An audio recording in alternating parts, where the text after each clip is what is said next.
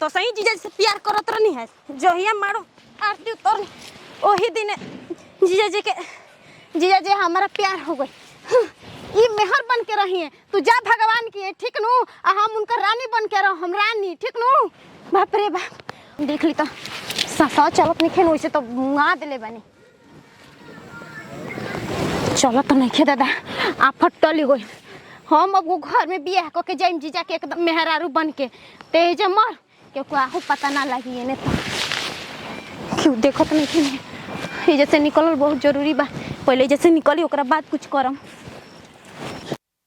जीजा जी अजी दीदी कहां बनी जीजा जी अरे बाप रे दीदी अरे का हो गइल हे बच्चा काहे चिल्लात जीजा जी कहां बनी का हो गइल जवान का हो गइल दीदी भाग नु गइल नई के कहता हूं हम चारों तरफ खोज लेनी होय रे ये करो मरी का कहता हूं कहां दीदी रो विश्वास नहीं के कहां भागल हम का जानता नहीं चुप आई तो हो गया कहत ऐसनो ई का हो गइल कसम से हम कहता नहीं दीदी मैं जीजा जी भाग गइल कोनो लड़कन के साथ देखावल जी गांव और त कहां भाग गइल होई जाते हम पता लगावे तब कहीं मत जाई हई देख क्या आती झूठ बोली सुनी ना हम तो चारों तरफ जाके देख लेनी घरे दुआरे या गांव जवा अरे अब हम ओकर मुंह ना देखनी है बताओ पुलिस कंप्लेन को दी जाना अंका जन खोज के ले ले पागल है का पुलिस कंप्लेन करवाते सुनी हमर बहिन है तो करे के जमीन आइयो दादा अब जौन इज्जत बाटे तोनो गांव में ना रही ना तो ये देखि केहू देखल नहीं छोकरा के ना केहू जाना तते हम तो कहम ना कि हे करे के कोनी बना के घर में भागल जा कम से कम तो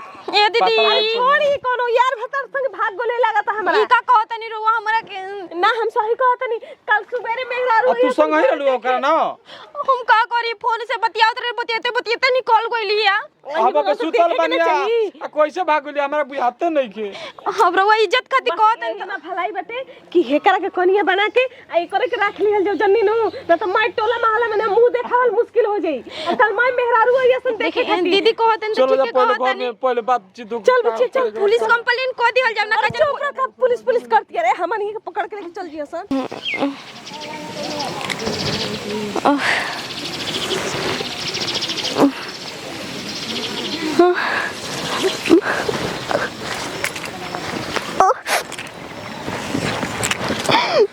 भगवान हम ही कौन जगह आ गइल बनी हम कहाँ बनी अरे मम्मी ये हमारा ऐसे कैसे दशा हो गई हम भेज के आ गइल बनी हम तो अपने घरे रहनी ना हमने कहीं के लिया दिले बा जंगल झाड़ में हम कैसे जाए ऐसा पता बटे जब हम लोग होश आइल ना तो हम जंगल में पड़ल रहने और हमके कुछ याद नहीं कि वैसन खास आवत हम अपने ससुराल में कोई रहने और हमारे संगे संगे नैहर से हमार बहन भी आई रहे। अच्छा ये बताओ कि उस घर में कौन कौन थे? सर हाँ, हमार गोतनी बाड़ी भोसुर भैया बानी जा हमार कपार पर चोट लागल ना तो हमार बहन नजर आइल आके के सोचा ओकरे बाद का भइल हमरा कुछ समझ में ना आई। चलो वो तुम्हारा बहन है ना? हाँ सर हमारा अपन सगा बहन ही है। हाँ देखिए काजे ने हमरा डर लाता हमार बहनियों के कहीं मार के फेंक देले हो कि अंजा वो दहेज के कारण क्या होगा ना तो हम लोग है ना चलो। हाँ वो सच्चाई बताएगी ना तुम्हारा बहन की वो क्या हुआ है क्या नहीं। हाँ सर काहे ना चलो बहनिया हमार होई तबे ना बताई सर।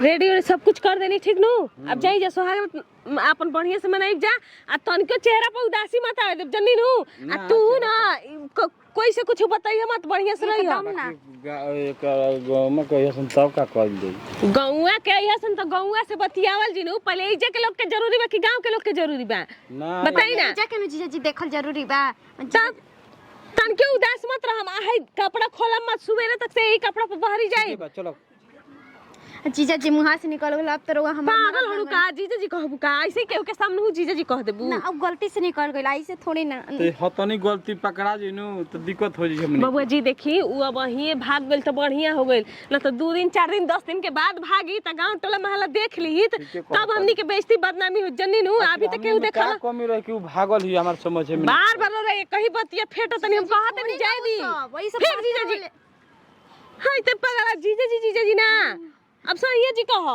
मैंने जानते नहीं जी अब चलो वो तो जोन करे करे कोई ये देली अब का कुल बात कहे के बटुए हां अब उ सब कहले में कोनो फायदा नहीं के बतियाले में को दे क्या रे शादी भइल बटले संग हमारा बटले बड़ी कुछ कहे के नहीं थे मेरा आरू हमारा अरे इस घर में कौन है जी? गोरगर बिया बढ़िया बिया कौन खराब बिया खोलो। अरे साला खुलता नहीं है लगता है। अरे तोड़ो सर इसको तोड़ो। अरे खोलो ना, तोड़ना पड़ेगा हम लोगों को। खोलो। आइए सर, खुल गया। आइए चलिए आइए। देखिए, घबराना मत, ठीक नु? ना सर कहे कि घबराई सर को घबराना नहीं है, सही सही बताना है। हमरा सब भीषण घात भइल बा सर। हम मतलब घबराई हमर बहन के संगे पता ना का कइले हुई है सर। आपको साथ में तो लेडीज पुलिस आई चाहती थी, लेकिन वो उसको तो हम लोग छुट्टी कर दिए। लेकिन चलो आपके लिए हम इमरजेंसी में आए थे। चलिए सर, अरे इतना हमरा खातिर काफी बेटे पता ना का करत होई अंजा कुछ पता नहीं के। चलो जा घर में अंदर जा। देखिए रो जाए बढ़िया से अपन रही जा। आई सर निकल सुबह चलो। निकल भाई से इधर सुनो, पुलिस इन सब अरे इधर आओ ना। हां भाई हमर दीदी जी ने बोल गोतनी। ये कौन है? हमर पति हवे। अरे हां मैंने के देखी छी तो घर छोड़ के भाग रहलू है ना दूसरा के घर छोड़ के भाग रहे हैं। भाग कोई रहली है एगो लड़का के साथ। चुप रहो, अरे तू तुम हमारा अपना सच्चाई बताओ जी। सच्चाई बताओ, डरो मत। इनो के इतना झूठ बोल बे। झूठ आज तक लाइकन के तो देख लेने की देखी तू कितना झूठ बोलत है। हम लाइकन के संग नहीं के भागत। अरे दीदी तू भागला रही रे, तू फोन से ना बतियात रहली है, सब कुछ बतियाते भाग गइली है। हमरा होश आइल ना तो हम जंगल देखो में तुम रहने, दीदी। हमरा कुछ पता नहीं के सर। तारा भागे अरे की पता इसको बात रहा। पहले सुनो, ज्यादा मत बोलो तुम लोग। अरे तू गए सर तुम लोग को डर नहीं लगता है? बहुत झूठ बोले ले, वो सब नहीं के जाने तकरा बारे में, हमने के ये जानते झूठ हैं बोलती है और तू सब सच बोलती है ना? हां सर हां। पहले बताओ पहले बताओ। तन पूछी था गायब कहां रह गया?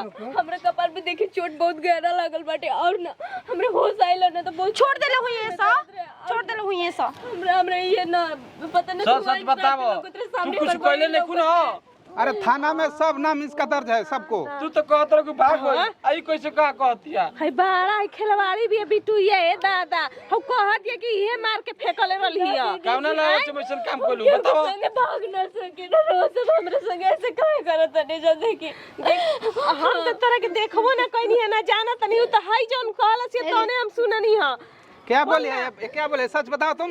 आई दोनों गायरेशन बाहरी सर जी आई कहत कि कहीं कौन ये लइका अपना समझिया शादी के चक्कर में ये अपना बहन को मार दी थी, ये समझिए। ना सर ऐसा कोनो बात नहीं है। सही बताओ। तो सच बताओ, तू हमार मेहरानू के कुछ कहले हऊ तबे ई गइल बिया। हमरा से बता के ना कोई रहती। मैं कहती ना हम अपन मरद छोड़ देते लेकिन तू हमरा के झूठा रंग मत लगाओ ठीक बाटे। हम क्यों के लेके भाग रहने हमरा के काहे सच्चाई का बताओ कह रे तू हैं? सच्चाई बताओ ना तो सबको ले चलेंगे थाना में बांध कर। हम जीजा जी से प्यार करत रही है, चलते हम दीदी के मार देनी और मार देखिए सच्चाई, देखिए सच्चाई है ना।